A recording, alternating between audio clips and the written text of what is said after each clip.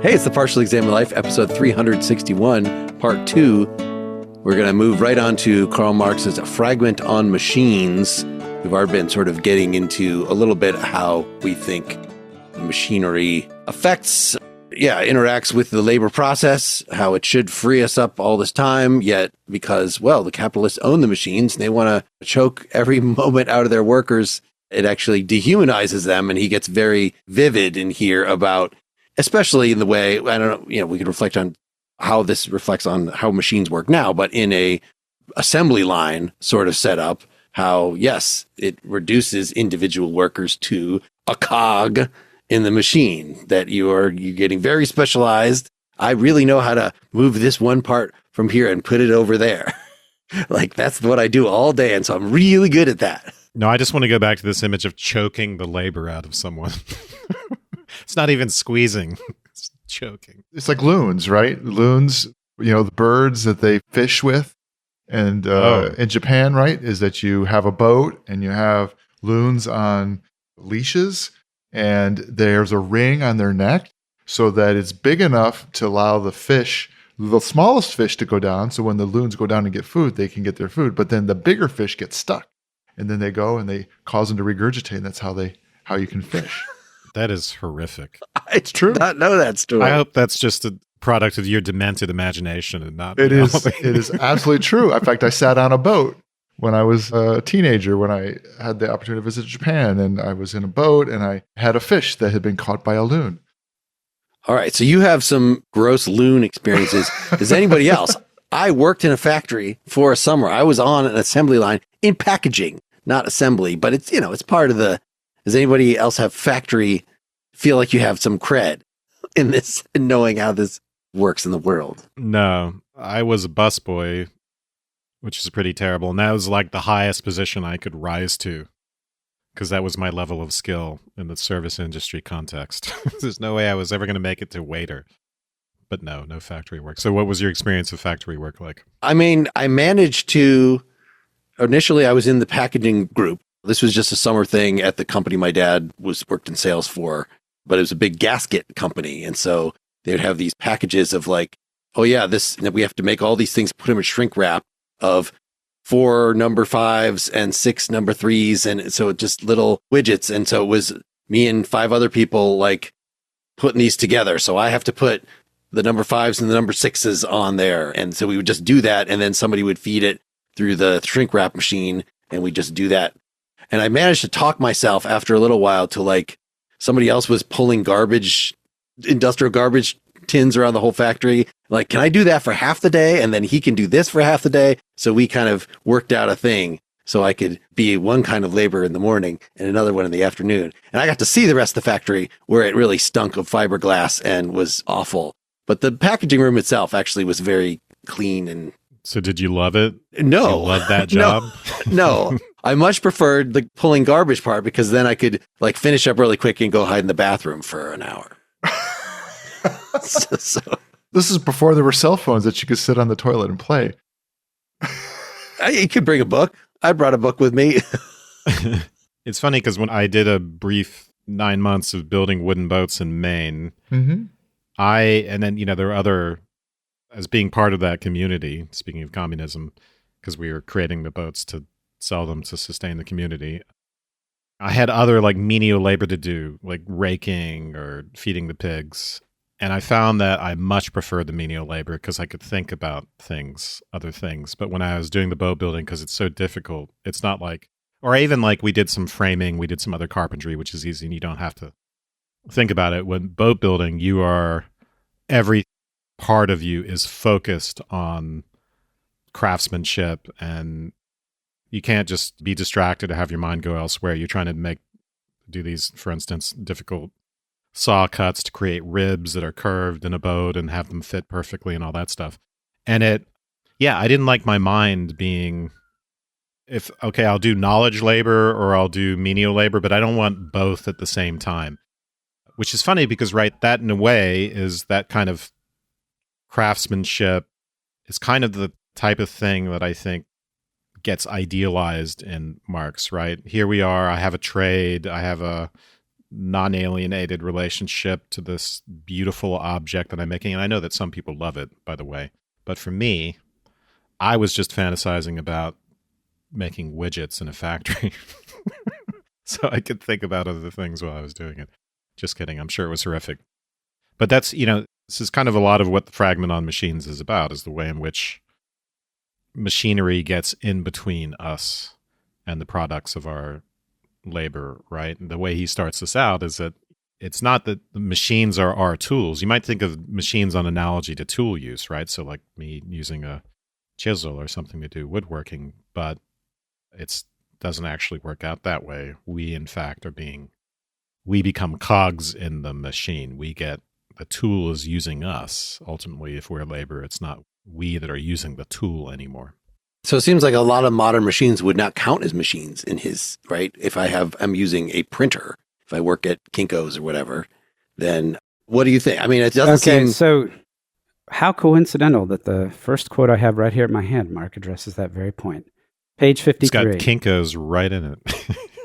It does. Even workers at Kinko's are oppressed. Sorry. Okay, page 53. Not as with the instrument, which the worker animates and makes into his organ with his skill and strength, and whose handling therefore depends on his virtuosity. Rather, it is the machine which possesses skill and strength in place of the worker, is itself the virtuoso, with a soul of its own. So it's not a direct analogy to what you're saying, but essentially the technical term here would be machine versus instrument or tool. So insofar as the printer is being used instrumentally by you to accomplish a task, it is not a machine in the sense that it is producing something that you otherwise would have been producing with your living labor, right? So that's really the distinction here is we're not talking about things that workers use to accomplish the task where the responsibility for the production of that commodity or the accomplishment of that task still lies with the worker. It's where the entirety of the task gets taken, the responsibility gets taken over by the machine, and at best, the human being then becomes instrumental to the machine, like just making sure it's oiled properly or that... Well, isn't there different people doing these things? I see the point about there being, when you start to use a machine, especially complicated machines, that you become... Obviously, you can't generate the product that you are in some way setting in motion, and you also become a kind of subject to that machine in that it makes demands on you in very specific ways. You have to replace the ink in the ink cartridge, right? But, I mean, aren't both things happening? You have the product of the machine that's intended, printing in this case, right? And as the person, the entity driving the machine and sending the information to the machine, you are part of that process. And then there's also the tending to the machine. In that case, the machine is the product itself, as opposed to being the machine for making a product. Yeah. So I think if we're going to run down this example, we should distinguish between the printer you have in your home office that you like print forms for your kids' school that you have to sign releases or field trip forms and things like that. So imagine that your job was to handwrite out documents that would then be distributed somewhere.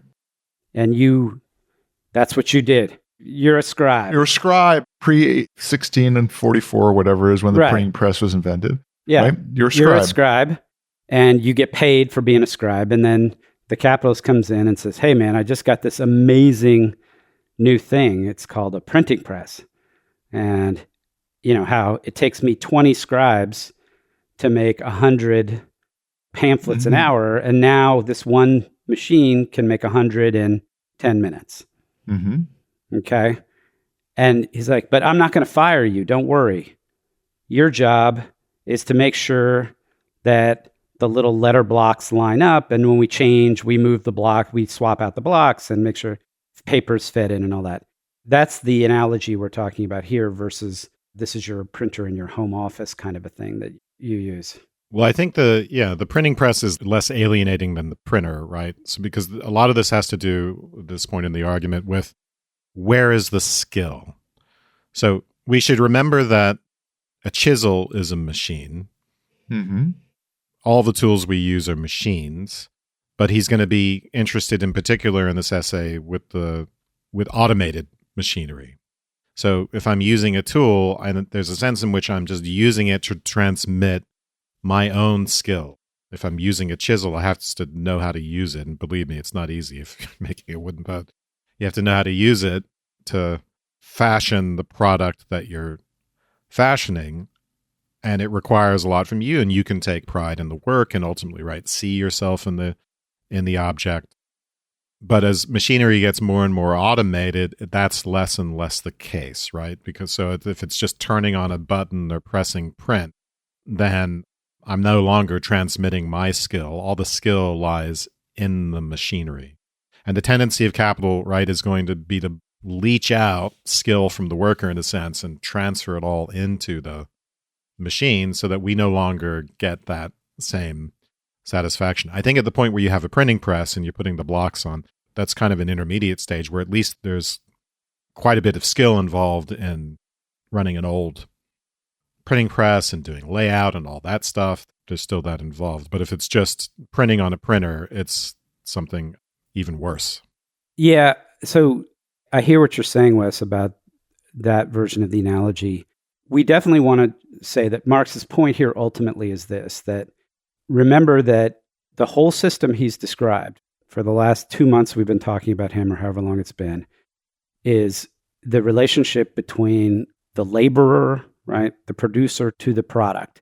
And it starts out as unalienated, sort of unmediated labor, where you make your own stuff and you barter and trade and whatever, and then you start making things for somebody else and getting wages in return, and you become alienated, right? It's important that the individual human being is connected in some way to the product of their work.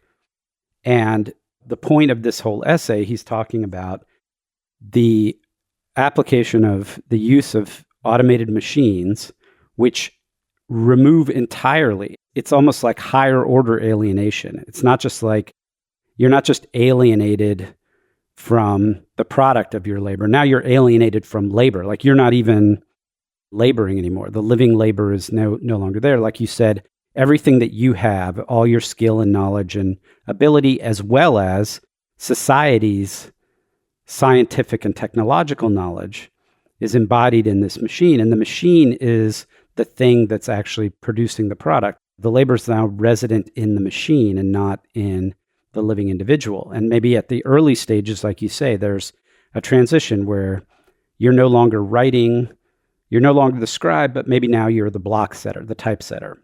And then we don't need that anymore. So you're no longer the typesetter. Maybe now you're just the machine watcher, the greaser, and all you do is add oil or make sure these gears don't grind or whatever. And then at some point, maybe all you do is just raise the flag. Your job is just to push a button when something goes wrong and somebody else comes. And then the machines are like self-healing, right, or whatever. But the reason I'm kind of mentioning all this is that when I was trying to explain what we were talking about to some non-philosophical friends here, and I was saying like, oh, you remember labor theory of value, and now he's talking about machines, and almost immediately, all of them immediately get the, yeah, but what if it takes you 5 hours to make something, and what if it takes somebody 1 hour to make something, right? And like, okay, I get it. But I was thinking about, like, now you have these AI. If you have to go to school for 4 years and get a college degree so that you can do something in an hour, like, let's say you go to school to become an architect, and that means that you can design a house in 4 hours. You can actually produce the blueprint for a house. I can't do that. I'm not an architect, right? And we were talking about this labor theory of value, 4 hours of labor time, right? And it's like, well, it's actually not 4 hours of labor time. It's 4 hours underwritten by 4 years or 6 years of college and education that gets you to the point where you can produce 4 years of labor time. And I think what you were just talking about, Wes, and I'm sorry it's taken me a long time to come around back to this, is that knowledge, that expertise, that societal, it's embodied in you as an individual, as an architect, but really it's the science, it's the technology, it's all those things that is getting embedded in the machine. That is where, and then the question becomes, okay, we thought you could only do it for physical labors. Like when Marx is writing, he's thinking about automated machines that take over jobs for physical labors. But we're at the point now where we have automated machines that can take over the labor of knowledge workers as well and embody that. I could train ChatGPT over the next 6 months or a year to take my place on PEL.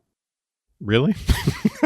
I don't think it's there yet, but it could be there one day. If I'm going to are we going to start managing our absences I'm going to train? Yeah, I'm going to make a Seth bot. I'm not going to read Stirner, but I'm going to train ChatGPT just to fill in for me with Stirner. It would be a very interesting, oh my God. So we should all do this, and then we should create a spin-off podcast that's just the four of our AI agents having a conversation with each other. Yeah, that's so depressing to think about, but the partially automated life? I don't know. What would it... But, AI reaches that point where right, Seth, you can go do poetry instead of being on the podcast. But, more aptly, the comparison is instead of Mark being in the widget making room, right, if robots could entirely do that, then he would have time to do real work that satisfies him, which presumably PEL is. It's not pretty far away from alienated labor, hopefully. But so there are, right, Marx, ultimately there's that enormous benefit to automated machinery. And Marx is not just anti-automated machinery, ultimately. That is what makes communism, that is what will make communism possible. There's no communism without automation. But in the meantime, and during the capitalist stage, it gets pretty horrific, right? If you think about the kind of working conditions that Marx is thinking about, people just doing this horribly repetitive labor, and it's more than oiling machines, right? It's like running automated looms, and so you don't get the satisfaction, or textile machines, you don't get the satisfaction that you might from making textiles the old way. You are just doing something very repetitive and actually quite dangerous. So he will call, at this point in the argument, he often uses this phrase, objectified labor, right? It's objectified in the sense that machines are also the products of our labor, but ironically, they then appropriate our living labor. They start doing labor. It's a product of labor that then labors, and not only labors, but appropriates living labor and supersedes its efficacy. It's more effective, it's more powerful, and it replaces the forms of labor that we've been doing for millennia. It just makes them obsolete, those forms of labor that connected us to the products of our work. Now, you might say in the printer example, well, I'm working in an office. Obviously, I'm not just pressing print all day. If I'm doing knowledge work, I'm using years of education to do something that's not simply repetitive. It requires, right, if I'm a programmer, it requires my ingenuity and problem solving. So there's the whole aspect to automation and the kind of new domains of labor that technology opens up that Marx just hasn't addressed here, and he doesn't, I don't think, foresees at this point. Right. So the point you were making earlier was too, is that at this stage, when you introduce these more or less fully automated machines that replace the labor, the living labor of the individuals, those individuals now, in the capitalist model, those individuals become superfluous to the production process. And from the capitalist perspective, the machines are the pathway to, they now essentially become, he uses the term fixed capital, but they're the mechanisms by which capital can produce a vast amount of surplus goods, right? In other words, you're able to accelerate the productive capability and simultaneously, right, your expense and your operating challenges, your operating margins and what have you go down because you don't have the labor cost.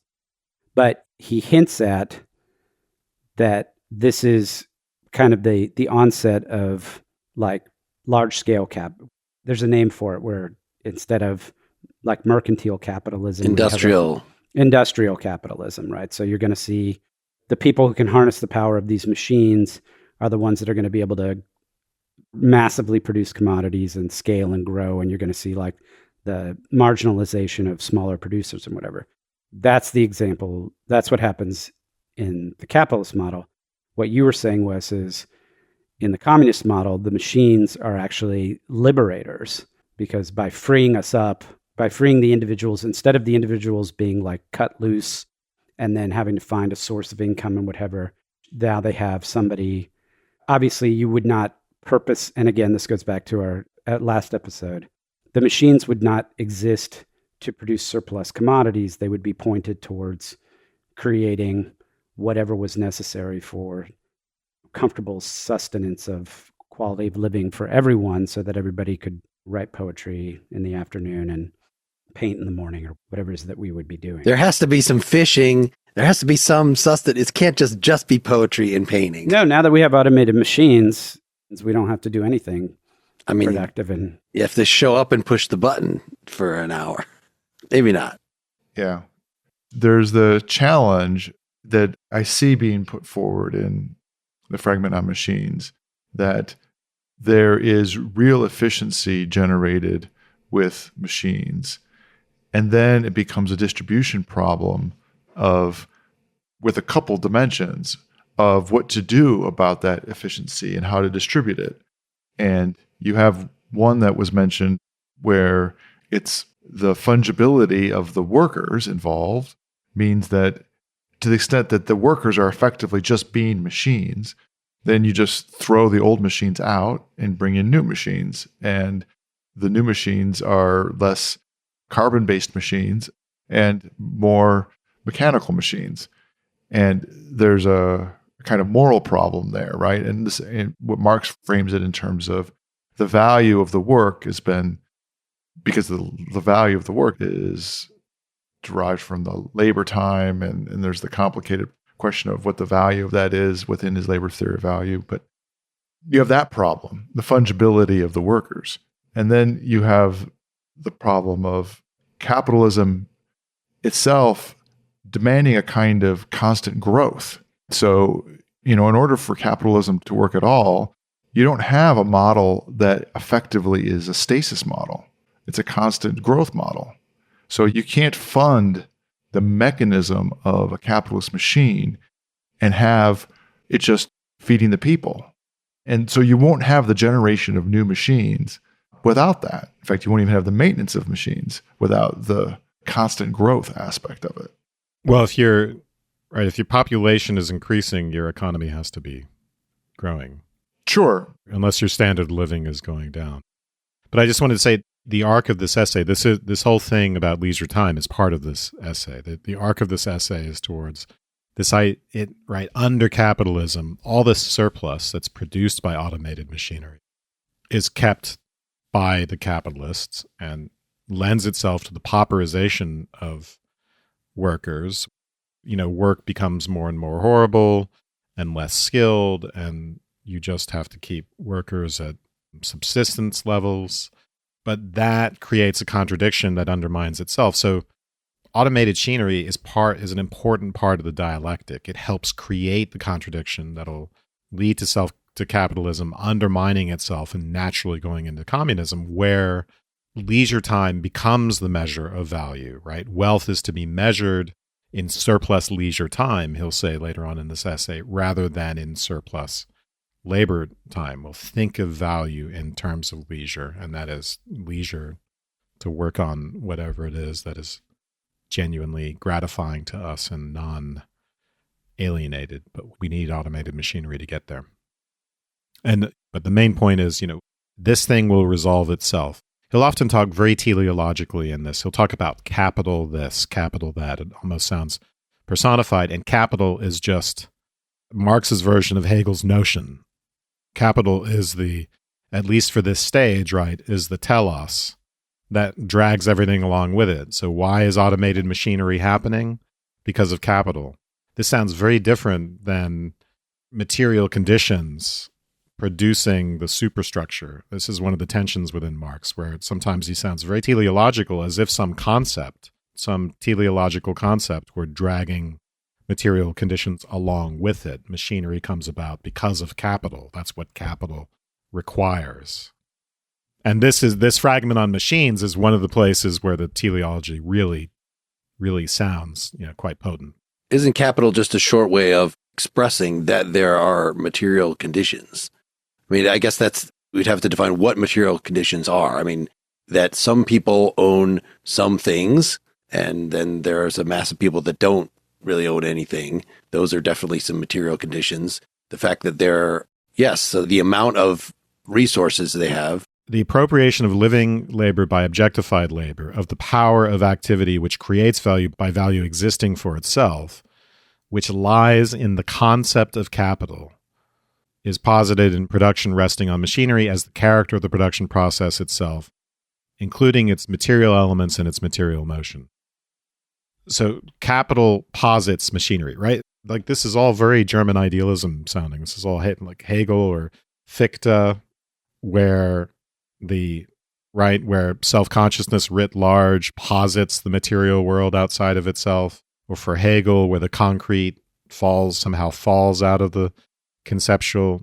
That's the template that Marx is working with here.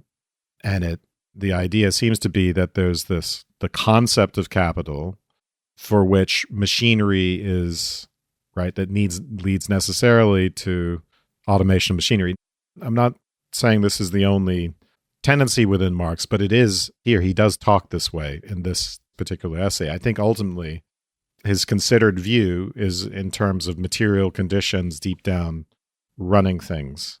But he has not, at this point in the Grundrisse, shed this Hegelian influence yet. So that this is all through the essay, and I think it's difficult to understand unless you understand this word capital as working this way. There's something inherent in the very nature of the concept which produces that again, drags the material conditions with it. Yeah, just to underline that in the middle of the page.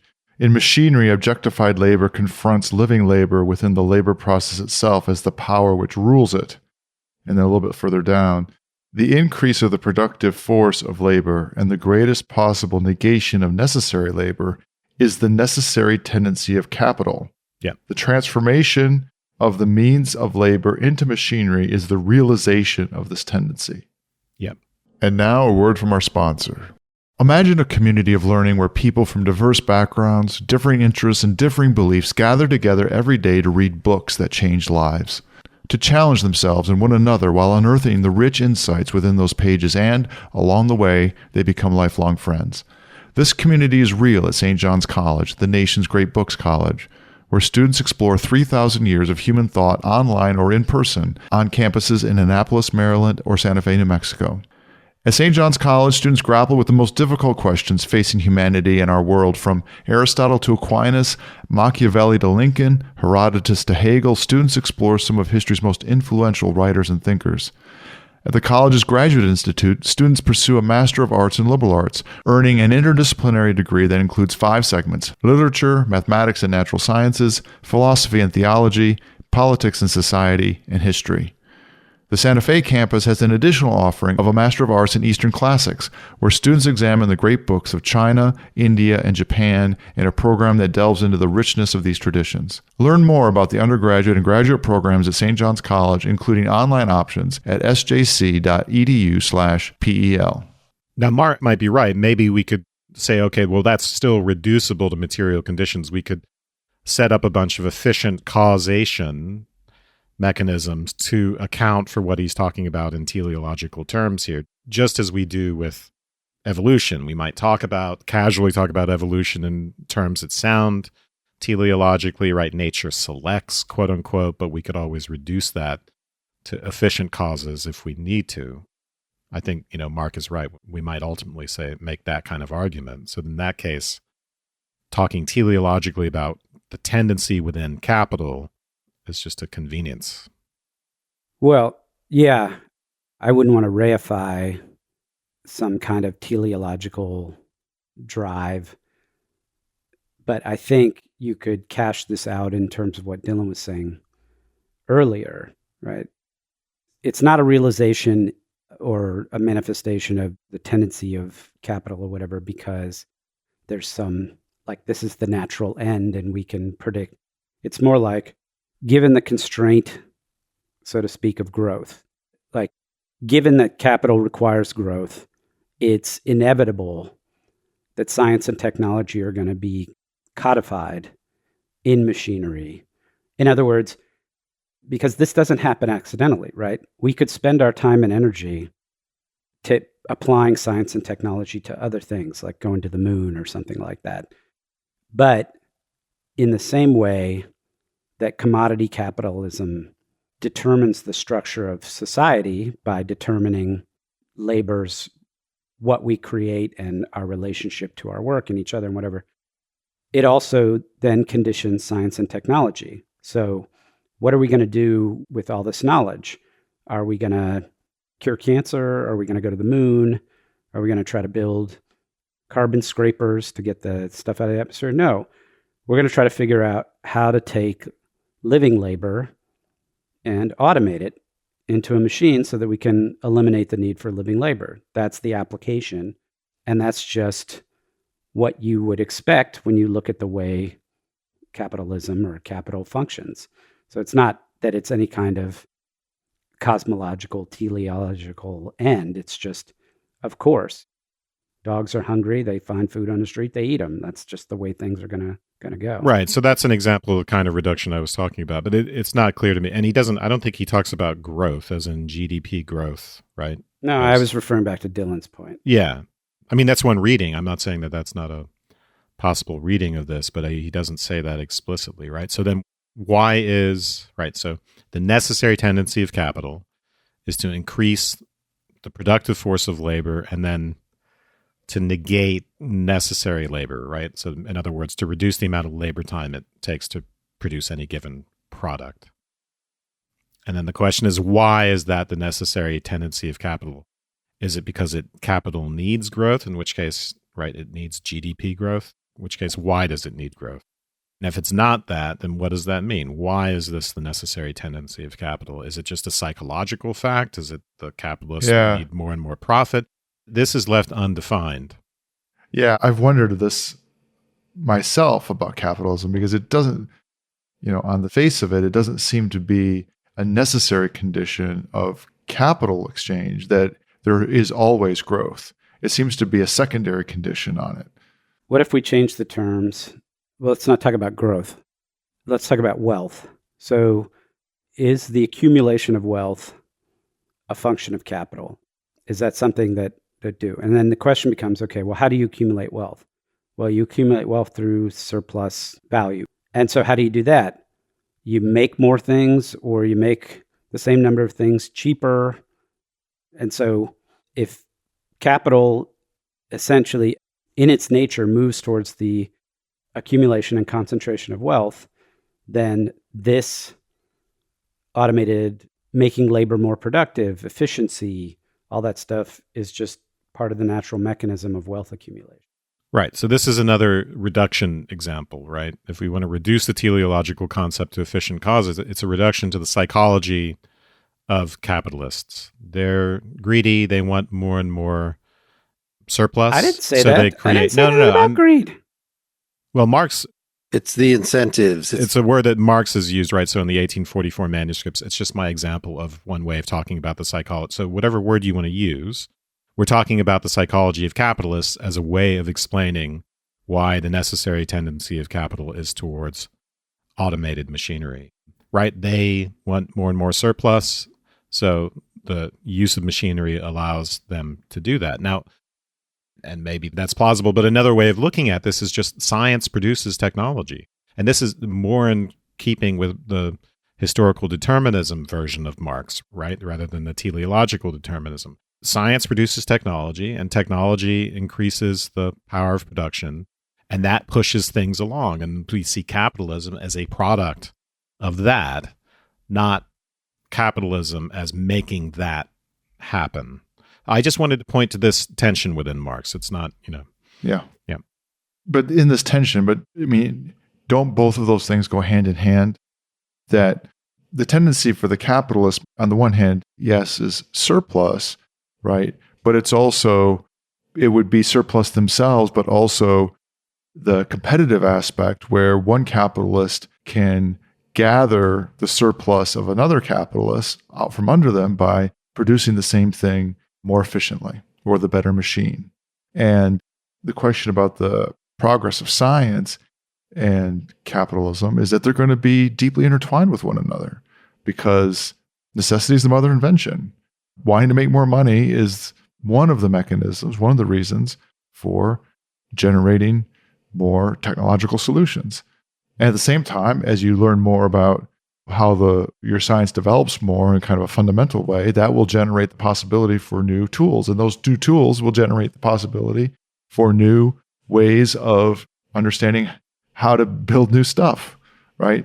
The ability to blow glass technologically and make certain kinds of vessels was materially related to the ability to do research into electricity and magnetism, because you're able to create vacuumed tubes that you can do those studies with, and you have to be able to do that. The next stage in this argument, he'll talk about objectified labor confronting living labor as a ruling power. So it starts to sound a lot like Feuerbach's Human Nature or theologians' God. He even calls it alien, right? Automated machinery or objectified labor is this alien force now that stands over the laborer, subsumes, appropriates. So now we're really imagining the factory with lines and lines of looms, and the factory is the monster that's feeding on the laborers who are coming in to feed the machine the threads and load it up in order for the machine to create the rugs and the textiles. And that objectified labor in terms of the looms and the factory itself is all now looming over, consuming That's great. the living labor. Also, machinery becomes a normative power, right? It starts in the same way that human nature is a normative power. Here's the standard that I have to live up to. Mm-hmm. Machinery tells us what we have to do with our time, what is required for the machine to function. The new sorts of labor we're engaged in, whether it's oiling the machine or whatever, much more complex versions of that, is defining and governing our behavior. And later on, he'll even say, right, it defines the trajectory of sciences as well. The requirements of capital ultimately will alter the trajectory of science because they create new needs for different types of technologies. Right. Yeah. So automated machinery really takes on this godlike significance here. Yeah. So I'm beginning to see a little bit more like how the force of capitalism matters here than just the machines, right? If we go back to the question of creating more things than I need for the sake of exchange, that's going to be the thing that drives functionally enslaving people to work 12 or 15 or 18 hours a day in a textile factory. Because you would never do that if you're making hatchets for your community, even if you made a couple extra. There isn't the force to say, I need you to make 1,000 hatchets this week. Because there isn't you're absent that force of the exchange value created by it that creates other forms of wealth that you can get other stuff with. And that's just absent in that other form of exchange. Yeah. Or non-exchange. There's also another aspect to this, page 55. The accumulation of knowledge and skills of the general productive forces of the social brain is thus absorbed into capital, as opposed to labor, and hence appears as an attribute of capital. Right? And more specifically, of fixed capital, blah, blah, blah, blah, blah. But so what you see is, right, the idea that, we've moved from this state where you're a blacksmith, so first you're self-producing, then now you're working for me and I'm paying you for your blacksmithing skills, right? To now that's all been, your skill set has all been absorbed into the machine. And instead of acknowledging that the knowledge came from and all new knowledge comes from labor that figures it out, I, as the capitalist, am like, look what I figured out. I figured out blacksmithing, right? Like, in other words, it appears as though labor was never involved. It was just me and my machines. Well, also, so I think what he's thinking of here when he says absorbed into capital, so the accumulation of knowledge and skills, it's something that might happen in the individual worker. You develop a skill to do something new. But in objectified labor, in automated machinery, that skill gets absorbed. And, right, so when we create a powerful computer that performs some certain function, it's the computer that has the skill. And the knowledge and skill that we as a society needed to create that machine gets put into the machine rather than into the next generation, right? Rather than using the new knowledge good point. And transferring that into an individual, it gets transferred into the machine. Now, this is inevitable, right? It happens even with writing. This, you could see a kind of Platonic critique of writing here, which is that the collective knowledge of society can't be held by any one individual. It always gets absorbed into technology. So the social brain becomes an artifact. It becomes either books or it becomes machines or whatever. So, and I think Marx realizes this. This is an inevitable factor, but it just becomes very, very exaggerated with automated machinery. But it's interesting because it does end up being a platform on which the individuals are able to stand, right? Learning calculus in 1725 is different than learning calculus in 2025, right? And that has to do with a version of this accumulated, I'll call it capital. It might be a little bit analogical, but I don't know how much it is. It's at least accumulated technological capital is being embedded into the artifacts and the processes that are part of our society that then the individuals are able to start from. People aren't having to invent on their own calculus. They're able to go and learn it. And in fact, that becomes a new standard in order to continue, right? And this is true for all kinds of things. The ability both to use the tools, but also even to leverage them intellectually ends up becoming... Yeah. You could walk into a library and say, look at all this capital. Yeah, it's the true. Knowledge of previous generations that I can now use. And even in relationship to machines, right, we can do that because it's not all of our interactions with automated machinery are just, assembly line interactions. I need an enormous skill set to interact with, say, if I'm a programmer, with a computer in a productive way. Mm-hmm. So I think, this is a good point. This education of future workers, absorption of the social brain into machinery, there's actually a feedback loop and a dynamic. We don't just get the intellectual pauperization of workers through absorption into objectified labor. We get new sorts of skills, in other words. We get knowledge work. We get new sorts of skills being developed in workers. And this is the kind of argument people make with ChatGPT. Yes, ChatGPT may take over certain forms of labor, but then new forms of labor will come about. We got to feed ChatGPT. We got to make it feel good about itself. It becomes smart enough. We got to give it therapy. Worship it. So just like we talked about the fetishization of the commodity, we could definitely talk about the fetishization of machines and the fetishization more generally of capital, because machines are just part of capital, part of what the capitalist is bringing to the table. And so capitalists justify their taking of surplus value by looking what I'm bringing to the table. I'm the one who's investing the money. I'm the one who has the intellectual property rights. I'm the one who has maybe the actual ideas that is making this whole enterprise come together. You workers are just sort of replaceable, but you can't replace me, at least in this enterprise. You could try to go to a different enterprise and be part of a different company or whatever, but I'm the one bringing this. But per the labor theory of value, all this, every bit of capital is ultimately reducible to somebody's labor in the past. So it's the machinists that made the machine, the engineers that came up with the designs for the machine, all this stuff, even your own expertise as an individual worker is because you put in that time, your past labor in educating yourself. I'm just thinking in terms of these sort of Grundrisse, looking at how we are building ourselves by using, the food that you were eating while you were in school was part of the past, which in turn the food was somebody else's labor, the result of that. So it's all labor all the way down. So everything that we think of, oh, well, this is expertise, this is intellectual, this is money coming to the table, this is added risk.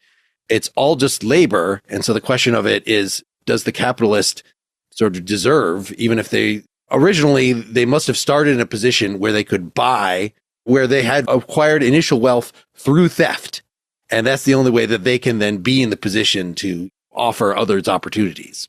Well, I think it's worth, before wrapping up, we'll just, or as we wrap up, highlighting again the trajectory of the essay that I mentioned before, which is that we get this contradiction, this self-undermining contradiction in capital. And I think this is on page 63. So here's a quotation. Capital itself is the moving contradiction in that it presses to reduce labor time to a minimum, while it posits labor time on the other side as sole measurement and source of wealth.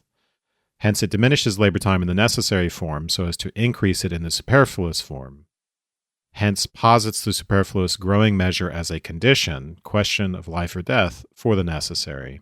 So ultimately, right, the implication of being able to produce a widget in half the time is that it should free up half your time, ultimately, for leisure time. It's not what happens at first, but that's the trajectory. And ultimately, that's after the stage of pauperization, after the stage where capitalists steal all that extra surplus, ultimately the contradiction will become too great. And necessarily the means of production, including all this automated machinery, will be owned collectively rather than by a few. And then all that surplus can actually accrue to leisure time. But you see how automated machinery, right, makes all of this possible. Yeah. So he also, towards the end of the essay, there's quite a bit, in those pages between about 55 to 60, about how, again, once you start replacing, he sometimes says necessary labor, but it's like once you replace living labor with this automated labor via these machines that become fixed capital, right? They gather their own impetus to just continually produce, like repeat and just continually extend the production process.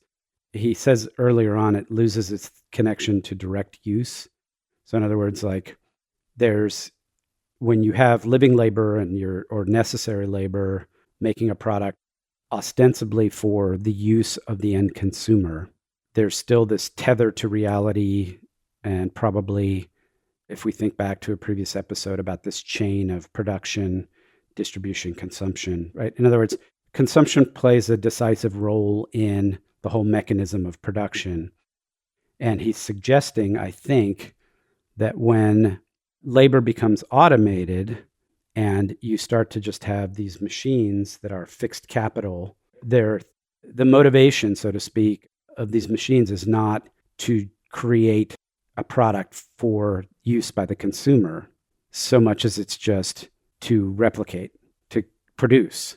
And so you kind of like the tethering that held the production process down to at least some form of actual use seems to disappear. And then he mentions how that's when you see the shift from use value to exchange value, because really the whole point of production is simply for the purpose of exchange, and you're not really concerned so much anymore about use. You just want to sell what you make. And presumably you also lose connection to innovation and potentially course changing, because now you've made this investment in a machine that can make X's. It doesn't matter whether people want X's anymore. You got to find some way to sell them, right? Right. You got to expand into new markets. You got to create consumer demand. Right. So But Wes, to your point about how this whole process, like you say, is necessary because ultimately we require automation to create the conditions by which human beings have leisure time or free time. But he says at the end of the essay, free time, which is both idle time and time for higher activity, has naturally transformed its possessor into a different subject. And then he enters into the direct production process as this different subject. This process is then both discipline, as regards the human being in the process of becoming, and at the same time practice, experimental science, materially creative, and objectifying science as regards the human being who has become, in whose head exists the accumulated knowledge of society. So the takeaway there is, if you are thinking about human motivation and human subjectivity and human nature in terms of the as is, the human being under commodity capitalism or industrial commodity capitalism or whatever, and you're unable to conceive of what that individual would do in the conditions of leisure and idle time, it's because you have to understand that the creation of the possibility, the conditions, creating the conditions whereby an individual can actually experience idle and leisure time will fundamentally change that individual's subjectivity. And you aren't going to be talking about the same kind of individual that you are under commodity capitalism. Just to clarify one term that you made earlier. So necessary labor, that's the other part. That's not the surplus labor. So it's just the labor necessary for the worker to replicate, to support himself. So what you're actually paying for, which of course, yes, when you improve productivity, then the worker, it's fewer workers, it's maybe one person operating the machine instead of 10 people doing the work. And that one person produces the sustenance that they would need in an hour of work rather than 5 hours of work as it would have been under the old system. Right. So presumably you just have more surplus labor. It all goes to the capitalist. I think there's a lot of, we got to shut down here just for time reasons, but I think probably we could muse more about, given what we've said here, what do we think the solution is? Whether it is like the sort of Andrew Yang freedom dividend comes back to me of like, leave capitalism in place, let them have their, but then just tax the shit out of, a wealth tax basically, because Marx was right. The line between rich and poor, he was not right about, workers only getting subsistence wage and their wages getting ever lower so that they'll have to revolt. That's not, there has been some trickle down, but at least, especially with this tech boom, we have such an expansion. Or do we need is ownership really the issue? I don't know. There's lots of practical stuff I'm sure we could read something about or just use the next nightcap to theorize about. Any other closing thoughts just on what we read here? Well, just the truth is that capitalism has dramatically increased the standard of living for people worldwide. And I think even many Marxists would acknowledge that. And that became a problem for Marxism, the fact that pauperization did not happen. So they're right. And you see that in later Marxists, you see a move to a cultural critique. It becomes more and more about alienation and the big screen TVs and the standard of living and all that stuff. That just becomes bribery, the excess leisure time that becomes a way of creating complacency among workers. So it's not pauperization. It's not just you being on a subsistence wage, but it's still you being deprived of your full humanity. You good, Dylan? I'm good. All right. Well, thanks everybody for listening, for making your way through this series. We'd love to hear what you think. Yeah, we'll use a nightcap or something to, we've already gotten some interesting responses by Marxists, which was sort of, I reflected in my intro that, have I been radicalized by this? Like I was kind of radical in the first place, but, never to the satisfaction of the Marxists among our listening audience. And who want to deny. Wes, hopefully your comment there about capitalism making us, will head off some of those, oh, I can't believe you're spending time with Marx. Capitalism has been such a boon for us. You wouldn't be doing this podcast without capital. Like, yes, we recognize all that stuff, but we're interested, of course, in, I'm still don't want to do a von Mises, but in investigating different avenues of this insofar as we are going to spend any more time with economics, which I'm sure there'll be a little more. Before we die. I mean, we do have decades and decades more of this, so there's plenty of time for von Mises. Plenty of leisure time for von Mises. It says, like, I don't even know why you're talking about this. Capitalism has been so great. Look at what it's done for the standard of living. It's like, I don't even know why you guys are reading Augustine. I mean, or, whatever. It's like religion has done so much. Look at what religion has done for society. Look at how it's shaped and helped us over all these years. Great. Now it's not just the socialists that hate us. It's religious people. Is it not possible for something to have two different effects or to be two things at once? No, Seth. No. There's only one answer ever. That's the problem. For 56 years, I've just been thinking that way, not realizing that the world is simply black you and your white. multiple points of view. What the hell? Yeah. And next time, we're going to read some of the Bible. Speaking of religion, we're reading Ecclesiastes, and we have a guest on that has written a book about it, and so we'll introduce him to you next time. But, it's supposed to be the most existentialist book of the Bible, so we're not just going to go through the Bible. There's just a couple points that it seemed like this was an important one to do. You can reach out to us, pel@partiallyexaminedlife.com, make a comment on the blog post, reach out through Facebook, Twitter, etc., to let us know what you'd like us to cover or give us any other feedback you may have. Good night, everybody. Night.